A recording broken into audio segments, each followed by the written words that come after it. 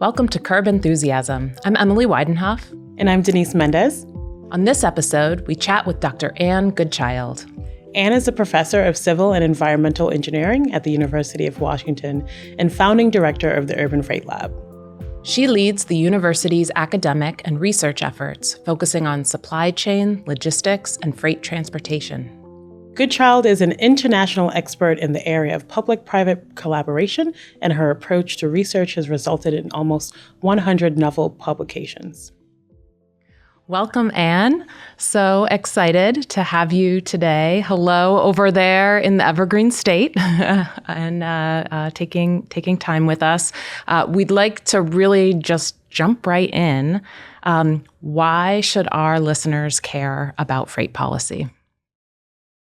Freight policy affects people's lives quite directly, maybe on the sort of exposure to traffic and freight vehicles side. Freight vehicles tend to be some of the largest on our roads. They tend to be some of the most polluting in terms of emissions per mile. So being around them is something that we need to put a lot of care and thought into. So, on one side, there's kind of managing those vehicles and making sure that they can operate safely in our in environments where we live. And then on the other side, the cost of freight, so the cost of moving goods has a direct effect on the cost of the things that we need to live. So food and retail products and appliances, everything has to be moved to you. And so if there are very high costs, if that's very slow, it increases and adds to the costs that consumers pay. So those are the two, I think, most direct ways in which freight affects our lives.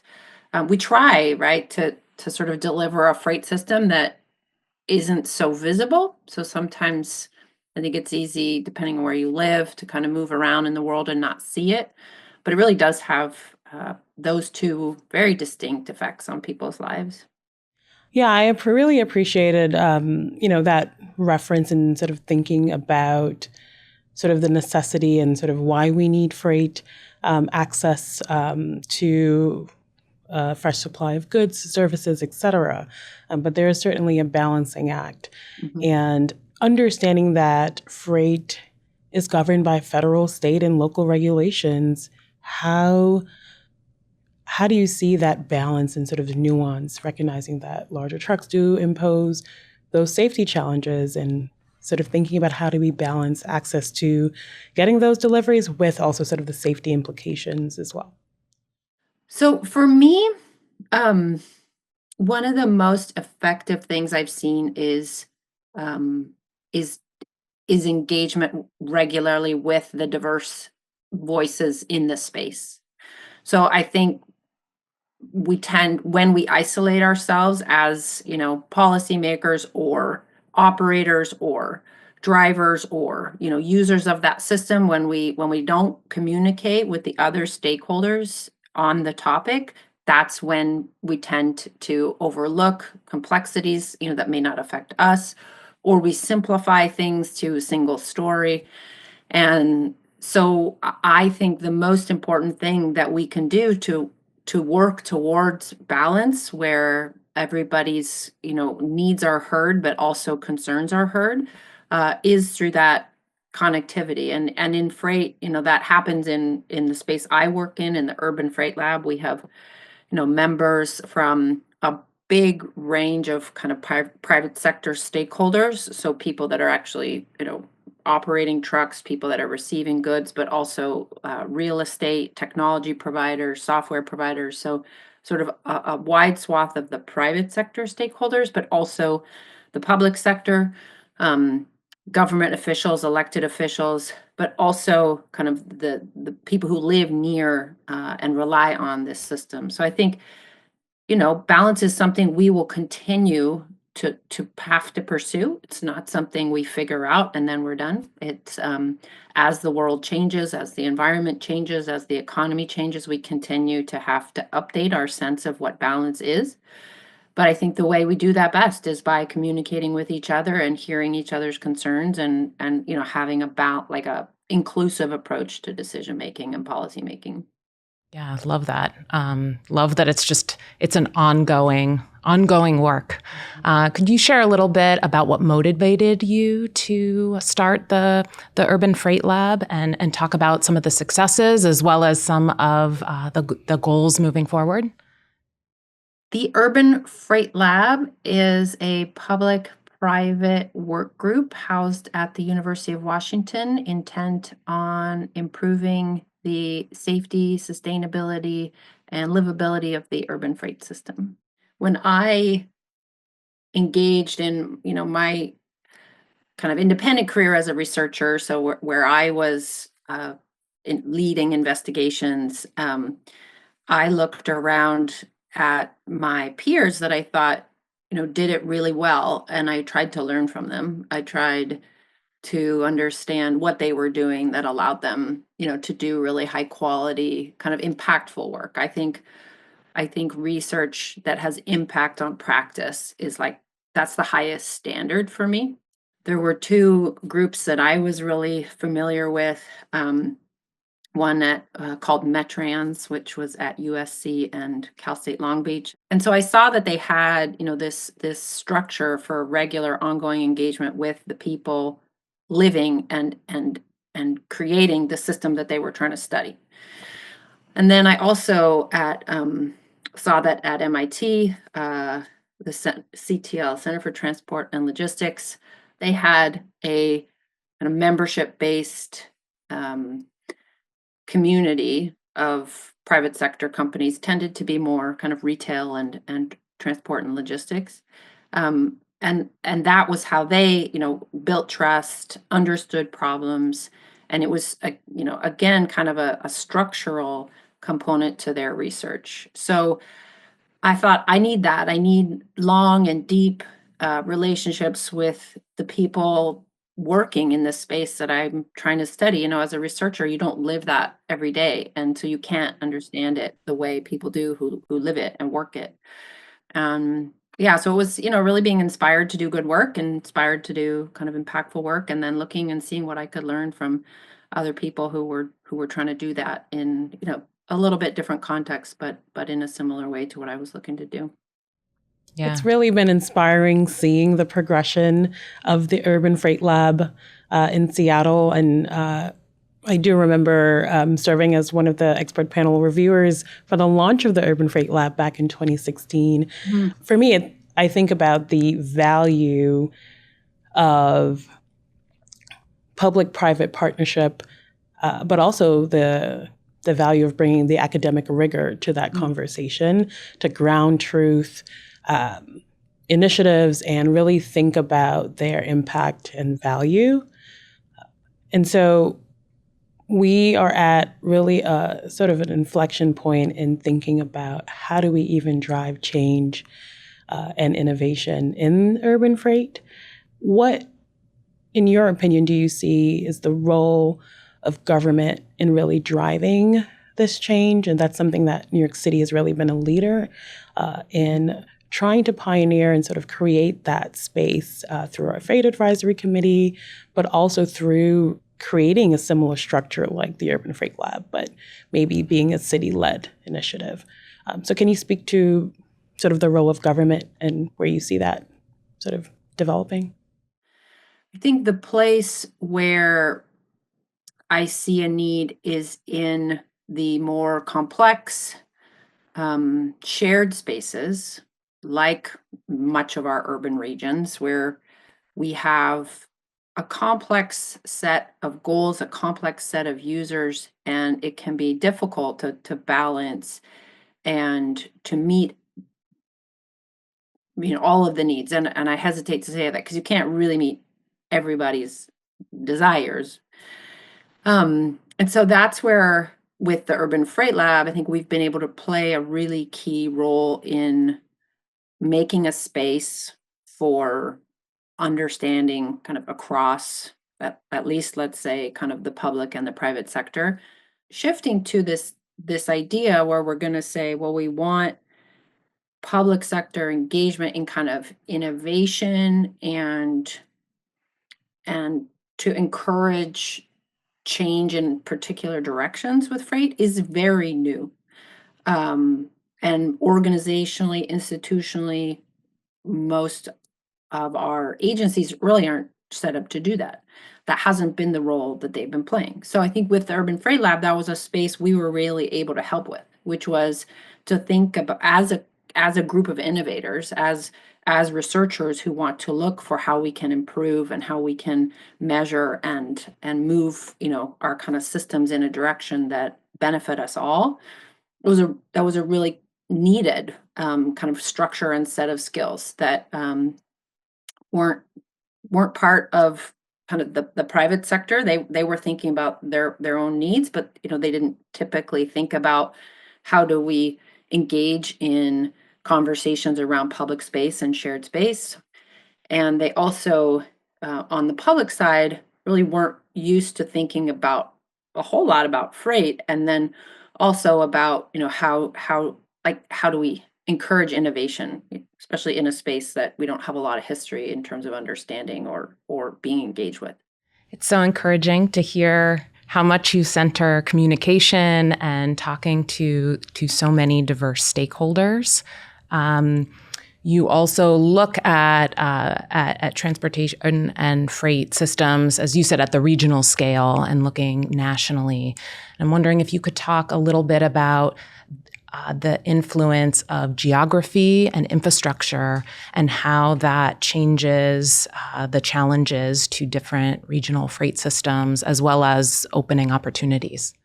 Often when people think about kind of freight and traffic, we do take this like pretty regional concept. People will say Seattle, or they'll say New York, or they'll say the Bay Area, or and actually, a lot of our what we talk about in urban freight is happening at a much smaller scale than that. So some things like micro distribution are actually happening at a neighborhood scale, or some of the features of our transport system, important features, are not present in the whole region. So Seattle is home to a container port. We also move goods in other forms, but we have a container port in Seattle. And so some of the, regionally impactful elements of that are highly localized to the area around the port. So almost every community has kind of neighborhood scale freight challenges or the potential for new solutions. And so that doesn't even need to be kind of at a city governance level, right? That can be a campus, an airport, a shopping mall, a medical center, a large industrial complex, right? There's a Boeing facility in our region that is larger than most towns, and so they have internal transport systems that are kind of at the scale of other communities. And so, yeah, some of what we think about with freight and transport is regional, and there are kind of different classes of cities and how they might approach that. Some are like Seattle, some might become like Seattle, and some may never. But I think all kind of communities do have like neighborhood scale, smaller scale challenges or opportunities to implement solutions that can be kind of similar, even though the context is very different. Yeah. That's a really great point around sort of potentially thinking about transferability of solutions. It's really important to think about context-sensitive approaches, and I think you really touched on that. Hey, listeners, we hope you're enjoying this episode of our podcast. For those of you who are as enthusiastic about transportation and planning as we are, we'd like to hear from you. You can submit topics and questions that you'd like us to cover at nyc.gov/curb enthusiasm. And now, back to our conversation. Diniece and the freight team here at DOT have run and developed and are continuing to develop amazing programs that I think really unlock next level opportunities to think about our streets for people, our streets as public realm. So just thinking about blue highways, micro hubs, the Locker NYC pilot, being smart about freight in a way that centers people. And I think we all have a strong personal connection to our packages. It's not just the stuff, but it's the people that deliver the stuff. Growing up, a dear friend of my family, Mike the mailman, was a little bit of a local legend and, an incredibly important part of the community and connected not just packages, but people. I feel safer at night walking home with my Amazon delivery worker who's on my block and who I know. Even just around the corner from our office, there's a memorial to a UPS worker that a building felt, really strongly about and really felt his loss. And so I'm wondering to hear from you how centering people really impacts freight solutions and how that is shaping the future of freight, particularly in the urban context. I have to shout out Diniece and her team, because if you are like not in the freight world or you're not in New York, like you might think, oh, she does great work for the city, but like she's had an impact on the international freight world, and programs that have been developed there are notable around the globe, and it's remarkable. So absolutely, freight fame. I have a UPS driver who's been delivering to us since, we moved here almost 20 years ago. Carla, she gives a little toot toot every time she drives by. She knows that my parents live next door, and if they're away, she'll bring their package over. And as you said, it's an asset, like a community asset, to have those people in our communities just present, noticing things, sharing information. There are other models, right, where you have a more ad hoc delivery team, and people are moving in much larger sections of a community, and so they're not present so often, and they don't get to know a place so well. It's felt like, and maybe this is more with the advent of e-commerce and the increase in the amount of delivery people are getting, that you'll see pictures on the internet of someone saying, why are there 4 delivery vehicles in my neighborhood every day? So a sense of intrusion. My perspective is we should be part of saying, what do we want, and collectively, what are we kind of willing to pay, and how convenient do we want this thing to be? And it should be, back to freight policy, a thing that we discuss, and maybe we decide, no, we don't want 4 vehicles in our neighborhood every day. Gosh, what could we think about for other solutions? Or we might say, yeah, we'd rather have, only small vehicles in our neighborhood. We're willing to, host a hub nearby, or we're willing to wait a little bit for our packages. So those should be things that we're talking about, and we feel like we're engaged, and there's a way for us to have an opinion and share an opinion that gets listened to.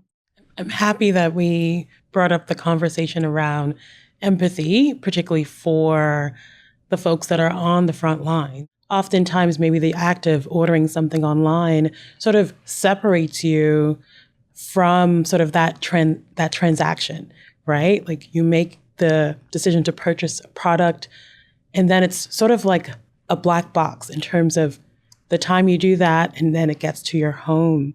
And so I think that's something that we've been actively thinking about. How do we engage communities to think about trade-offs? How do we engage communities to think about better choices around consumer habits. Like we have all become accustomed to the convenience. How do you sort of approach those conversations? And I know you come from a fairly diverse background, thinking about industrial systems, civil engineering, environmental science. And so the layers of public health, the environment, all of that have to certainly impact how you approach your work. So if you can shed some light on that, that'd be really great.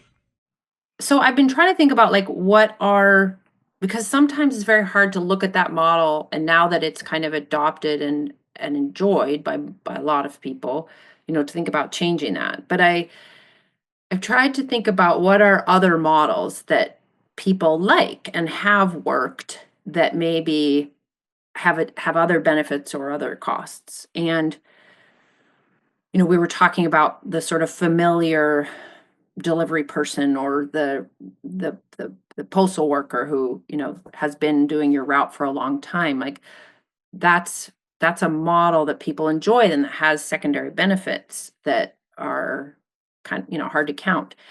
And I thought about post offices, right? Post offices are little warehouses. Now they're relatively small, right? Sort of zip code level, and we think about the the the other warehouses where your goods might be coming from are much, much larger than a post office on average, and they're farther away from your house.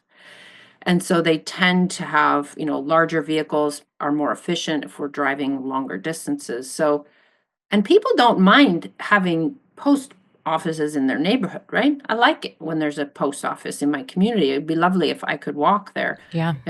Mine aren't too far away, but I like going there, and I know the people that work there, and it feels like a community asset. There are multiple services that I can access there. There might be voter registration, there might be community information. There might be someone selling Girl Scouts cookies, outside of the front of it. It's aesthetically a good fit in the neighborhood. There's usually, some green space. It's a welcoming place. So I think we can look to models where we have smaller, more locally accessible, and like depot and warehouse is a word that doesn't sound like something you want in your neighborhood. So maybe we need to come up with some other language, but like a post office or a corner store, right? Or a corner shop, right? Where we can distribute and we can use smaller less intrusive facilities that do offer, a community assets. And maybe that's trusted people, maybe that's, other community services, maybe that's a little bit of green space. But I think that is how we can get goods into our communities in ways that we enjoy, that bring positive attributes to our communities. And, that's what I would want to work towards. I really appreciated that nuance and the reframing, particularly of sort of thinking about it as an asset rather than a nuisance. And that is certainly something that will be important in terms of how we frame conversations with community and broader stakeholders as well. So I want to ask you about what is your biggest breach of public transit etiquette. But I also feel like maybe we want to hear what is the biggest breach of post office etiquette. A nice spin on it. Okay, here's what my thing about the post office lately. So, you go into the post office and you're like trying to be prepared, right? Because where I go, there's always a queue, and I have a child who lives outside the country, so I'm sending things to her, and you have to fill out the customs form, and you have to get the right envelope that's going to be good for international post or whatever. So you're standing in a queue and you're trying really, really hard to fill out the right form so that you're fast when you get up to the counter and like you're not rejected. And then there's the ambiguity of like, do you have to go to the back of the line? Or can you kind of go off to the side while you fill out the form? Yes. It's very stressful to know, like, because now some people in the line think you're cheating because you didn't go to the back of the line. Yep. And so there's like this ambiguity around like, am I a side, am I able to just like fill this out on the side and then come back, which is kind of budding, or do I have to go back to the end of the queue? So that's what that is the stress for me. Yeah, totally. Although Yeah. maybe that's something you know about from a systems perspective. Is it better for the overall flow of the network to go to the side and pause and rejoin, or go to the back of the line? I think for the system, it is agnostic, but for the individual, it's better to go to the side. So that feels like, so the last time I did it, I just went back into the back of the queue and I felt, like a little bit righteous, but it felt good. I do want to maybe get your perspectives on the future of freight. There have been a lot of buzz about drone deliveries and whether or not that's applicable in a dense urban environment, say like New York City. But we're seeing so much movement in this space, and even for autonomous or EV tolls or electric vertical takeoff landings. I'm curious what you're most enthusiastic about, particularly for last mile deliveries in just the urban freight space. I am most excited about information, and it's not the sexy kind of technology that, is so visible, but like our ability as individual kind of consumers, but also as a freight system, as supply chain managers, is just has been completely transformed, right? Our ability to kind of see the system. We used to just know. It was like the library. You just knew when the book came in and out. But if it got put in the wrong shelf, it was lost forever.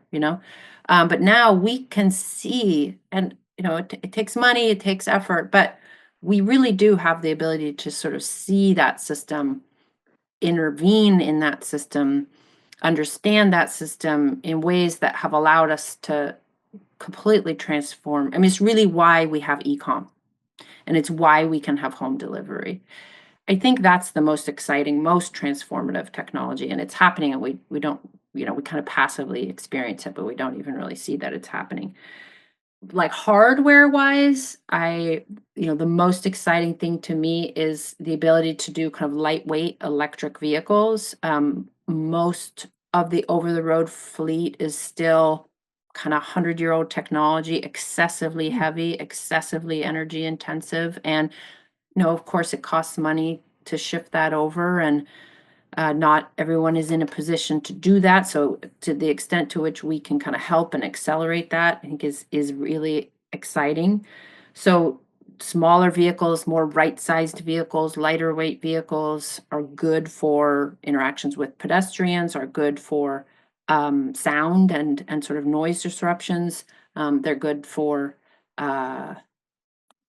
emissions. So I think I'm excited about lightweight electric vehicles, but I'm really excited about walking. I'm excited about people riding bikes. I think we can use the tools of kind of data and operations to still rely on really clean, smart solutions that include basically walking and biking.